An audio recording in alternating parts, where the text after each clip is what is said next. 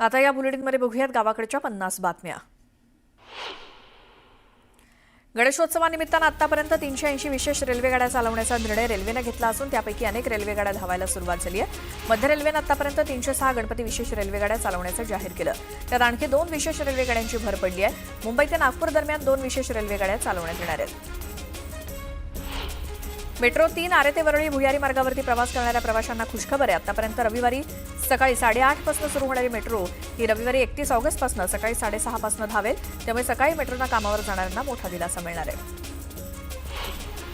October महिन्यात दिवाळी असून त्यावेळेचं railway आरक्षण करण्यासाठी प्रवाशांची आत्ताच लगबग सुरू झाली आहे। रविवारी सुट्टीचा दिवस असल्यामुळे काल प्रवाशांनी सकाळीच तिकीट काढायला सुरुवात केली, पण रेल वन ॲप आणि IRCTCचे संकेतस्थळ आणि इतर ॲप तांत्रिक बिघाड असल्यामुळे प्रवाशांना तिकीट काढता आलं नाही।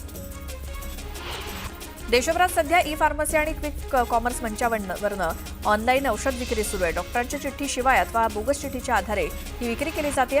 या बेकायदा औषध विक्रीवरती बंदी घालावी अशी मागणी all India organisation of chemist and ड्रगिस्टनं केली आहे। याबाबत संघटनेनं केंद्रीय गृहमंत्री अमित शहा यांना पत्र पाठवलंय। गणेशोत्सवात मोदक, लाडू अशा विविध प्रसादाच्या विक्रीमध्ये प्रचंड वाढ होते। याच काळात पदार्थामध्ये भेसळ करण्याचे प्रकार वाढतात। त्यांना आळा घालण्यासाठी राज्याच्या अन्न आणि औषध प्रशासनानं कंबर कसली आहे। यंदा असे प्रकार घडू नयेत, प्रसादाच्या पदार्थांमध्ये भेसळ होऊ नये यासाठी त्रिस्तरीय उपाययोजना आखण्यात आली आहे। गणेशोत्सवाला राज्य शासनानं राज्य महोत्सवाचा दर्जा दिला असून त्या उपक्रमांतर्गत शासनानं भजनी मंडळांना भांडवली अनुदान या योजनेमार्फत राज्यातील 1800 भजनी मंडळांना अनुदान देण्याची घोषणा केली। या घोषणेचे गणेशोत्सव समन्वय समितीनं स्वागत केलं असून सार्वजनिक गणेशोत्सव मंडळांना देखील अनुदान द्यावं अशी मागणी समितीनं केली आहे। मेट्रो 3 मार्गावरील भूमिगत असलेल्या विधान भवन स्थानकातनं मंत्रालय, विधान भवन आणि नवीन प्रशासकीय इमारतीत थेट जाता येणार आहे। सरकारी अधिकारी आणि कर्मचाऱ्यांना मेट्रो स्थानकातून सहजपणे मंत्रालयात प्रवेश मिळावा यासाठी MMRCL कडनं तब्बल 306 मीटर लांबीचा सबवे तयार केला जाणार आहे। त्याचं काम सुरू असून डिसेंबर अखेर ते पूर्ण करण्याचं उद्दिष्ट आहे।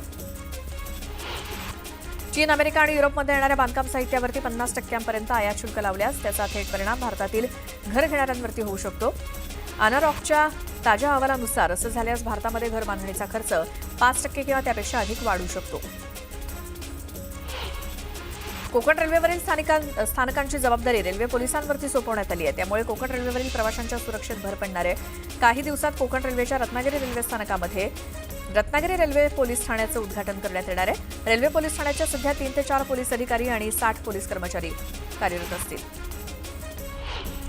जळगावातील चोपड्यामध्ये गणरायाच्या सजावटीसाठीच्या साहित्याच्या खरेदीसाठी बाजारपेठ सजली आहे। घरगुती गणपतीच्या सजावटीचं आकर्षक साहित्य खरेदी करण्यासाठी नागरिकांनीही मोठी गर्दी केली।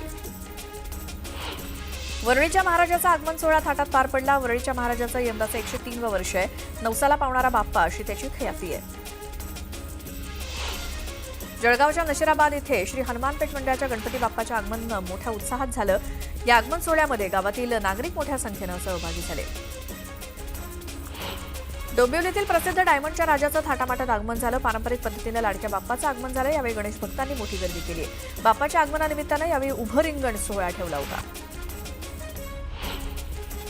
वाशिमचा हिवरा गणपती इथल्या नवसाच्या गणपती माता पार्वती मंदिरामध्ये भाविकांनी गणपती दर्शनासाठी मंदिरात मोठी गर्दी केली। गेल्या 109 वर्षांपासून या नवसाच्या गणपतीची ख्याती आहे। गणपतीच्या आगमनाला अवघा 1 दिवस उरलाय। पूजेचं, सजावटीचं, प्रसादाचं साहित्य खरेदी करण्यासाठी दादर मार्केटमध्ये मोठ्या प्रमाणात गर्दी होतीये। खरेदीसाठी गणेश भक्तांची लगबग बघायला मिळते। यंदाच्या गणेशोत्सवात पर्यावरणस्नेही विसर्जनासाठी संपूर्ण मुंबईत 275हून अधिक कृत्रिम तलाव आहेत। जास्तीत जास्त शाडू मूर्ती घडाव्यात यासाठी मूर्तिकारांना आतापर्यंत तब्बल 990 टनाहून अधिक मोफत शाडू मातीचं वाटप करण्यात आलं। गणेशोत्सवाच्या पार्श्वभूमीवर पनवेल एसटी आगारातून प्रवाशांसाठी मोठा दिलासा मिळालाय। यंदा पनवेलच्या एसटी बस डेपोमध्ये तब्बल 10 नवीन बसेस दाखल झाल्या असून त्यामुळे प्रवाशांना अधिकची सेवा उपलब्ध करून देणं आगाराला शक्य झालंय। गणेशोत्सवासाठी गावी जाणाऱ्या कोकणवासियांना नवी मुंबई पोलिसांनी वाहतुकीचा मोठा दिलासा दिलाय। मुंबई सोडताना होणारी कोंडी टाळण्यासाठी वाहतूक पोलिसांनी विशेष तयारी केली आहे। रेती, सिमेंट सोबतच अवजड मालवाहू वाहनांना या मार्गावरती तात्पुरती बंदी घालण्यात आली आहे। नागपूरसह विदर्भातील काही भागात बुधवारी दमदार पावसाचा अंदाज हवामान विभागानं वर्तवला आहे। त्यामुळे गणपती आगमनाच्या दिवशी पावसाचं विघ्न असण्याची दाट शक्यता आहे। मंगळवारी आणि बुधवारी पावसाचा येलो अलर्ट जारी करण्यात आला आहे। गणेशोत्सवाला अवघे काही तास शिल्लक असल्यामुळे गेल्या 2 दिवसांपासून मुंबई गोवा महामार्गावरती प्रचंड वाहतूक कोंडी झाली। मात्र कालपासून ही वाहतूक कोंडी रायगड जिल्हा पोलिसांनी त्यावरती नियंत्रण मिळवण्यात यश मिळवलंय. रायगड पोलिसांनी AI तंत्रज्ञान वापरून वाहतूक कोंडीवरती नियंत्रण मिळवलं. श्री वीर तपस्वी पंचमुखी परमेश्वर मंदिराच्या चौथे श्रावण मास तपोनुष्ठान सांगता समारंभ कार्यक्रमाला माजी केंद्रीय गृहमंत्री सुशीलकुमार शिंदे उपस्थित होते. यावेळी त्यांनी पूजा आणि आरती करून दिव्य दर्शन आणि आशीर्वाद घेतले. नगरमध्ये धार्मिक स्थळावरती तोडफोड करून दंगल घडवण्याचा प्रयत्न झाल्यामुळे मोठी खळबळ माजली. सय्यद घोडेपीर दर्ग्यावरती पहाटे जेसीबीनं हल्ला केल्याची घटना समोर आली. या प्रकरणी 3 जणांना ताब्यात घेतलं असून अफवांवरती विश्वास न ठेवता शांततेचं आवाहन पोलिसांनी केलं.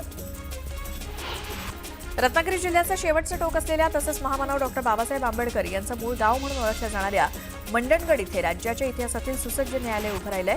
या न्यायालयाच्या इमारतीची लवकरच देशाचे सरन्यायाधीश भूषण गवई यांच्या हस्ते उद्घाटन होणार आहे. या इमारतीच्या कामाची मंत्री उदय सामंत यांनी पाहणी केली. राज्यात पावसाचा जोर काही दिवसांपासून कमी झालाय. अधूनमधून हलक्या सरी बरसत आहेत. दरम्यान मध्य महाराष्ट्र आणि घाटमाथ्यावर पुढचे 2 दिवस पावसाचा अंदाज व्यक्त करण्यात आलाय. उर्वरित भागात ढगाळ वातावरण राहील. खानदेशाची कन्या कवयित्री बहिणाबाई चौधरी यांचं नाव जळगाव रेल्वे स्टेशनला द्यावं, तसंच मुंबईतील दादर स्थानकाला भारतरत्न डॉक्टर बाबासाहेब आंबेडकर चैत्यभूमी स्टेशन असं नाव द्यावं. या प्रमुख मागण्यांसाठी पीपल्स रिपब्लिकन पार्टीच्या वतीनं आंदोलन करण्यात आलं. यावेळी कार्यकर्त्यांनी घोषणाबाजी करत शासनाकडे मागण्यांचं निवेदन पाठवलं. पाठिंबा देण्यासाठी गावागावात सकल मराठा समाजाच्या वतीनं चावडी बैठकीचं आयोजन करण्यात येत आहे. संघर्ष योद्धा मनोज जरांगे पाटील यांच्या मार्गदर्शनाखाली पैठणच्या ढाकेफळ इथे मारुती मंदिर परिसरात चावडी बैठकीचं आयोजन करण्यात आलं. अजित पवार आज कोल्हापूर दौऱ्यावरती आहेत. त्यांच्या उपस्थितीत काँग्रेसचे दिवंगत आमदार PN पाटील यांच्या दोन्ही मुलांचा राष्ट्रवादी काँग्रेसमध्ये प्रवेश होणार आहे. सडोली इथे हा कार्यक्रम पार पडणार आहे. मात्र तत्पूर्वी जिल्हा प्रशासनाची आढावा बैठक ते घेणार आहेत. देशाला काँग्रेसशिवाय पर्याय नाही असं परखड मत माजी केंद्रीय गृहमंत्री सुशीलकुमार शिंदेंनी व्यक्त केलं. तसंच स्थानिक स्वराज्य निवडणुकीच्या कामाला लागण्याचे आदेश त्यांनी दिले. धाराशिव तुळजापूर बोगस मतदान प्रकरणावरून भाजपचे आमदार राणा जगजितसिंह पाटील आणि काँग्रेसचे जिल्हाध्यक्ष धीरज पाटील हे एकमेकांसमोर उभे ठाकलेत. बोगस मतदार नोंदणी प्रकरणी सूत्रधार आमदार राणा पाटील असल्याचा धक्कादायक आरोप काँग्रेसचे जिल्हाध्यक्ष धीरज पाटील यांनी केला. तर आता काँग्रेसकडे आरोप करण्याशिवाय काहीच उरलं नसल्याचं प्रत्युत्तर पाटलांनी दिलं. नवी मुंबई महिला मोर्चा जिल्हा चिटणीस सुष्मिता भोसले आणि 49 महिलांनी मंगळागौर कार्यक्रमात ठाकरेंच्या शिवसेनेमध्ये प्रवेश केला. रश्मी उद्धव ठाकरे यांच्या उपस्थितीमध्ये हा पक्षप्रवेश झाला. प्रोटोकॉल सोडून सर्वच सरकारी कर्मचाऱ्यांना बोलावल्यामुळे उपमुख्यमंत्री अजित पवारांनी नाराजी व्यक्त केली. कराडमध्ये मुक्काम केलेल्या अजित पवार यांनी सकाळी 6 वाजताच कोल्हापूरकडे प्रस्थान केलं. जळगाव जिल्ह्यातील यावल तालुक्यातील फैजपूर हंबर्डे मार्गावरती दुचाकीचा अपघात झाला असून या अपघातामध्ये दुचाकी चालक जखमी झाला. आमदार अमोल जावळे यांनी जखमीला मदत करत आपल्या वाहनातून फैजपूर इथल्या रुग्णालयात दाखल केलं. जळगावच्या नशिराबाद बसस्थानक परिसरामध्ये गेल्या काही दिवसांपासून भटक्या कुत्र्यांचा त्रास नागरिकांना सहन करावा लागतोय. एकाच वेळी 15 ते 20 भटके कुत्रे बसस्थानक परिसरामध्ये दिसून येत असून प्रवाशांमध्ये भीतीचं वातावरण आहे. जळगाव शहरातून हद्दपार करूनही घरी वास्तव्यास असलेल्या 2 सराईत गुन्हेगारांच्या शनीपेठ पोलिसांनी मुसक्या आवळल्यात. तेजस सोनावणे आणि सागर सपकाळे असं सराईत गुन्हेगारांची नावं आहेत. गंभीर गुन्ह्यांमुळे या सराईत गुन्हेगारांवर हद्दपारीची कारवाई करण्यात आली होती. यवतमाळच्या दारव्हा शहरातील ज्वेलर्सच्या दुकानातून दागिने चोरणाऱ्या महिलेला पोलिसांनी अटक केली. या प्रकरणी पोलिसांनी सीसीटीव्हीच्या मदतीनं तपास करून मुमताज परवीन या महिलेला अटक केली.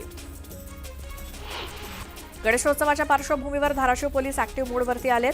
धाराशिव जिल्ह्यातील 41 गुन्हेगारांना हद्दपार करणार आहेत. तसंच 5 गुन्हेगारांना MPDAद्वारे हद्दपार केलं जाणार आहे. ज्याच्या केवळ दर्शनानं मन प्रसन्न होतं, ज्याला पाहिलं की साऱ्या अडचणींचा विसर पडतो, ज्याच्या दर्शनासाठी देशभरातूनच नव्हे तर जगभरातून भाविक लालबागला येत असतात, अशा लालबागच्या राजाचा फर्स्ट लुक काल समोर आला आणि भाविकांच्या डोळ्यांचं पारणं फिटलं.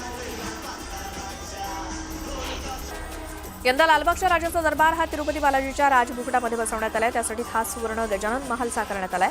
शिवाय दरबाराची उंची यंदा 50 फुटांपर्यंत वाढवण्यात आली आहे. तर लालबागच्या राजाची वात्सल्य मूर्ती सुवर्ण अलंकारांनी सजवण्यात आली.